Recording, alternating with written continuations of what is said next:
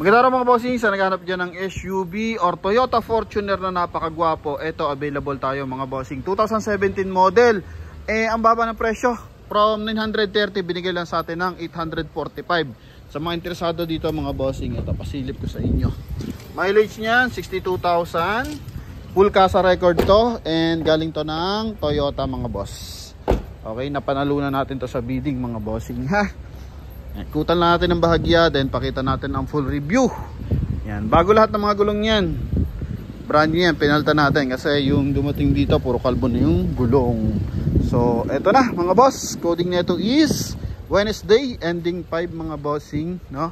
Kulay white, so G variant to mga boss, tapos nilagyan lang ng sticker yung ano neto, bubungan mga boss. Pero definition color pa rin yan mga boss, is declared color pa rin yan mga bossing, is kulay white. Then naka projector headlight, may garnish sa kanyang headlight, tapos sa kanyang door handle, tsaka sa kanyang tail light, tsaka sa kanyang gas tank mga bossing. Then naka R17 two-tone mags, then yun nga brand new tires to, pinalitan ng bago. Malinis ang headlight tsaka fog light mga bossing. Napakatahimik ng makina mga bossing, kasi ito kalimitang hinahanap to ng ating mga buyer na OFW, kasi ito po is isang 2.7 liters na gasoline engine. So yung iba is ay may vibrate mga boss. Ito ang the best mga bossing, 2.7 na gasoline engine ng Toyota Fortuner. Yan. So dito front area mga boss, kahit mga chrome, malilinis.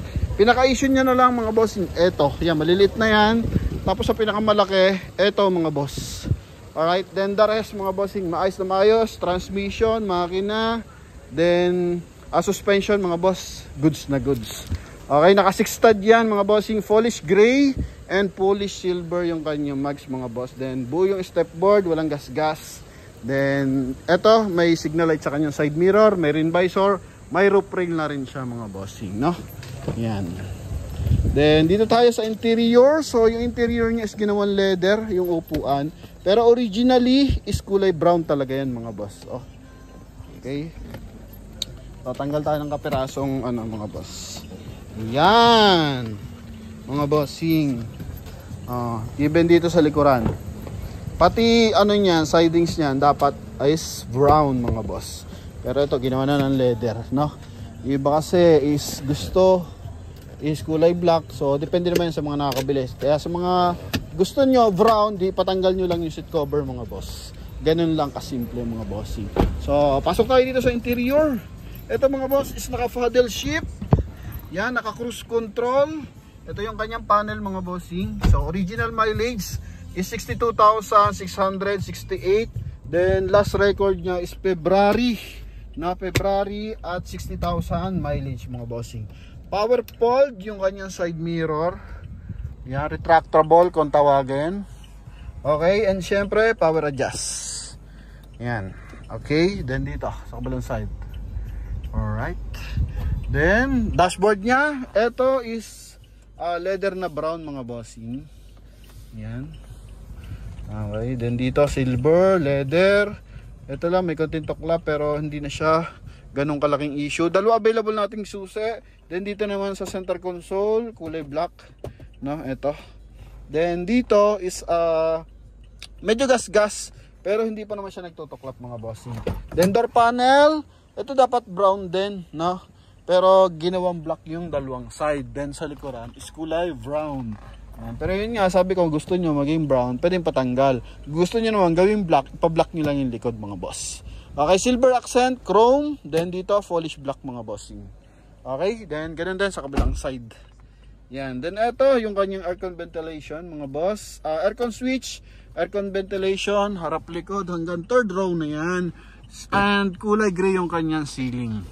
Yan, so sun visor with mirror. Dito naman lagay ng ating eyeglasses mga boss, then ilaw. Okay, basically napakaganda na ito mga boss. Lamig ng aircon. Busina, check natin. Okay, then ito yung plus minus, nabanggit naman na natin. Ito yung ating paddle shift mga boss, no? Alright, so check naman natin sa likuran. Tsaka sa engine bay, open na natin mga boss. Maayos naman ang upuan na ito mga bossing. So ang mga may-ari na ito is Toyota rin mga boss, taga Toyota. Okay, then isa pa ang concern dito, ito lang yung mga rubber na yan, no? Ito. So normally lang naman yan, no? Kagagamit yan mga boss. Pero gas, bangga, baha, wala tayong malaking damage mga bossing, no? Yan. And lalo na walang baha and walang bangga mga boss. Yung mga gas, normally na lang din yun. Okay, ito aircon sa likuran. Yan mga boss. Then dito meron siyang charging port, 12 volt socket and armrest. Yan, open lang natin. Okay, yan. Yan yung ating dashboard. Clear na clear, napakagwapo ng ating unit mga bossing, ha? Then dito sa kanyang armrest is meron din siyang cup holder. Okay? Lock mo lang. Yan. Then punta tayo sa likuran. Kumpleto sa garnish, simula tail light, tapos fuel tank. Ito lang natanggal na isa, then door handle, tapos saka sa kanyang headlight. Yan. Kaya napaka minor lang ng issue. Ayan, bagong gulong tayo. Tayo nagpalit ng gulong nito mga boss. Kaya brand new talaga yan. Ito yung likuran. Okay. So meron talaga siyang mga bossing, spoiler. Ito yung likod. Compartment. So pwede siyang gawing 5-seater mga boss. Okay, like Innova mga bossing. So may sabitan siya dito. If ever na kailangan nyo ng space, so pwede. Okay, so ganyan nyo lang is hatak, tupi. Yan. Ganito lang mga boss. Napakasimple lang. Okay, so ito yung kabilang side. Dito may gasgas ng bahagya, pero hindi naman malaking damage mga boss. Yan, para sa mga hindi masaselan, ito mga boss. Available tayo for Toyota Fortuner. Naka-sharp antenna na rin siya. Kung gusto niyo talaga magka-Fortuner mga boss, eto na. Ang kagandahan lang dito mga bossing, sa gasoline engine, nandito ka sa loob, yan, para kang naka dito mga bossing, mga naka VIP na kotse. Yan, kasi nga sobrang tahimik, kasi less vibration kapag gasoline engine mga boss. Kaya most likely na mga buyer natin galing Canada, US or other country na malalaki, ito talaga hanap mga bossing. Even Asian country din naman, talagang pag nakatipo sila, nakasakay sila ng ng gasoline engine na SUV, talaga namang mas gugustuhin nila mga boss, no? Yan. Then ito ang kanyang 2D audio system, naka plastic pen mga boss. Ikaw pa magtatanggal. Alright? Yan. Dito naman paras lang may glove box. Okay. Yan, then dito silver accent sa kanyang aircon blower.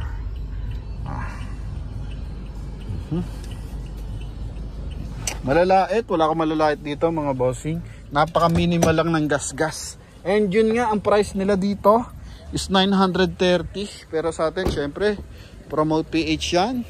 So lang tayo, kung tayo manawad mga bossing, parang tayong bibili ng sasakyan. Ito mga boss, makuha mo lang sa akin ng 845,000 mga bossing, no? Pakita natin syempre yung kanya engine bay. Yan, may emblem ng Toyota Fortuner. Oops. Yan, so makina 2.7 na gasoline engine mga boss. Motolite Gold ang gamit na battery. Tingnan mo naman kung gaano kaganda yung timing ng makina mga boss. Yan. Siyempre walang usok, walang talsik, bagong change oil mga boss. 60,000 yung kanyang huling change oil mga bossing. Buo, lahat ng panel, bracket, walang putol mga boss. Okay, sabi ko nga, ang may-ari nito, empleyado rin ng Toyota. Kaya yun, talaga namang best of the best. Highly recommended to mga bossing, ha. Yan. So sa mga mga bossing, sa ating presyo pala 845. So kasama yung transfer of ownership. Kaya sa ating mga buyer na nagkaka-interest for our Toyota Fortuner, So tawag na agad sa ating WhatsApp, Viber, and baka maunahan na naman kayo mga bossing. And sa mga lagi na unahan, so ano lang tayo mga bossing, stay ano lang tayo dyan, para at least mag-message na kayo sa akin, para kung sakali maunahan kayo, kung may darating man na unit, di kayo agad yung tatawagan ko mga boss. Totally na nakabenta tayo 2016, close ano yon, 800,000 mga boss. 16 model na ganito rin, kulay white, pero hindi pa siya ganun to ka-loaded mga boss, no? Yan talagang all stock lang siya, pero ang bilis din. Buyer natin from Antipolo to Antua si sir, may damage din yon sa likuran, dineclare natin. Habang nililiha yung gasgas sa likuran, nakabanta yung ating buyer mga boss, kasi na-reserve na niya, ayaw yung tantanan kasi baka daw makuha ng iba. So ganun kalipit sa bossing. Kaya sa ating mga buyer na nagkaka-interest na naman for our Toyota Fortuner, eto, tawag na agad kayo mga bossing, ha. Yan, so open yung ating GCash for reservation. So wala tayong ibang ginagamit na number for reservation mga boss. Yun lang ating GCash na naka-declare sa ating WhatsApp and Viber mga boss, no? Hindi tayo nagpapalit. Although na lang kapag nag-exceed agad tayo, no? Pero hindi naman tayo natanggap ng malaking pera kapag GCash So bank account ang ginagamitan natin yan mga bossing. Pero pag sa mga nagmamadali, gusto agad ng ma-reserve to, so open yung ating GCash. Okay, so 10,000 reservation, sa iyo na ito mapupunta mga boss, no? 845 kasama yung transfer of ownership mga boss. Yan, so yun mga boss, power pole, projector headlight, ganda pa ng ginawang disenyo. So ginawa siyang two-tone mga boss. So ang two-tone kasi sa LTD lang yan, so abangan nyo yung ating isang LTD na 4x4 na white. So ibablog din natin mga boss, no? Yan, so medyo mataas lang, 1,980,000 pa yan mga bossing. 4x4 na 2024 model, same body lang. So ano lang naman yung binabago kapag ganito mga bossing, more on upgrades. Yan, mga bumper, headlights mga bossing, pero sa body, sa engine, same pa rin yan mga boss, no? So yan mga bossing, thank you very much and God bless. Comment mo na lang kung saan mo napanood at saan lugar ka ngayon naroroon mga bossing. Thank you and bye bye.